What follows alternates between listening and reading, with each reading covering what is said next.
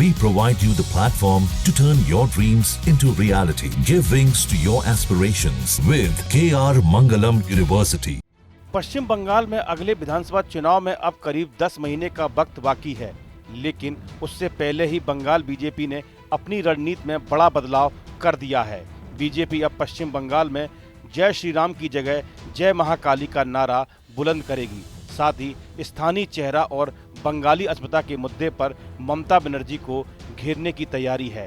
क्या इससे ममता बनर्जी की तृणमूल कांग्रेस को सीधी चुनौती मिलेगी? बीजेपी ने पश्चिम बंगाल में अपने पुराने चेहरे सुकांत मजूमदार को हटाकर संगठन के अनुभवी नेता समीक भट्टाचार्य को प्रदेश अध्यक्ष बनाया है। भट्टाचार्य संघ की पृष्ठभूमि से आते हैं और बंगाल में लंबे समय से सक्रिय रहे हैं। उनके आने के साथ ही बीजेपी ने अब अपना प्रचार पूरी तरह से स्थानीय मुद्दों और स्थानीय चेहरों पर केंद्रित करना शुरू कर दिया है।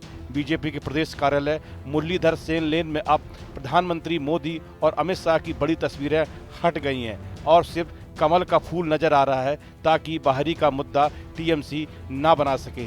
साथ ही स्थानीय मुद्दे पर ममता बनर्जी को उनके दिए नारे पर ही बीजेपी ने घेरना शुरू कर दिया है। ये ममता जी ने एक समय नारा दिया था और माँ माटी और मानुष के जरिए जो है उन्होंने बहुत बड़ी संख्या में मतदाताओं को आकर्षित किया था उस समय।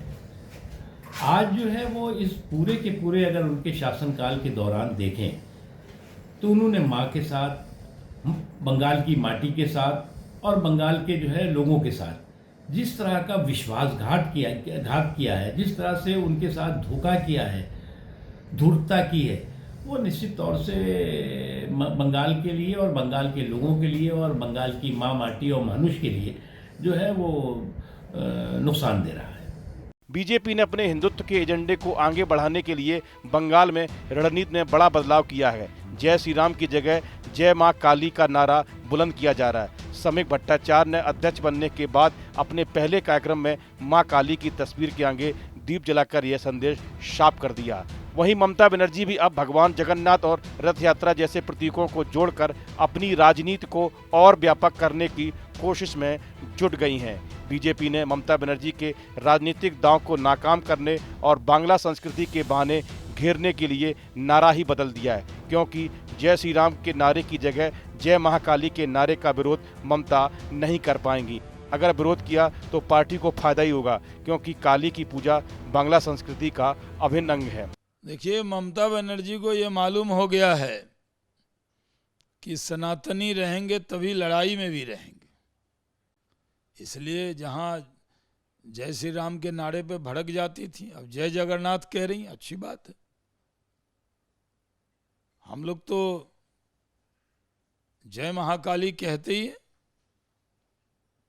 जय माँ दुर्गे कहते ही हैं। और ममता जी को भी हमने मजबूर किया है कि वो सनातन धर्म से नफरत बंद कर दें। वो जो नफरत करती थी, राम जी का नाम लेने पर वो भड़क जाती थी, गुस्से में आ जाती थी। अब थोड़ी धार्मिक हो गई हैं दीदी, अच्छी बात है।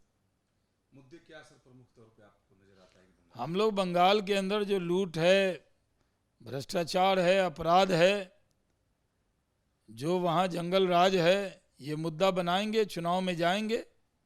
बिहार जीतने के बाद बंगाल भी हम जीतने वाले हैं। कुल मिलाकर बंगाल बीजेपी अब पूरी तरह से स्थानीय चेहरा और स्थानीय मुद्दे, स्थानीय सांस्कृतिक पहचान की रणनीति पर आगे बढ़ रही है। लेकिन असली परीक्षा अगले साल विधानसभा चुनाव में होगी, जहां यह तय होगा कि बीजेपी की नई लाइन तृणमूल कांग्रेस के मजबूत गढ़ को कितना चुनौती दे पाती है। दिल्ली से विकास चंद्रा की रिपोर्ट। जहाँ भक्ति है हर शब्द में, कथाओं में छुपे हैं दिव्य रहस्य और ज्योतिष देता है जीवन को दिशा। धर्म से जुड़ी हर बातों को जानने के लिए हमारे चैनल स्तुति को सब्सक्राइब करें। चैनल पर जाने के लिए इस लिंक पर क्लिक करें।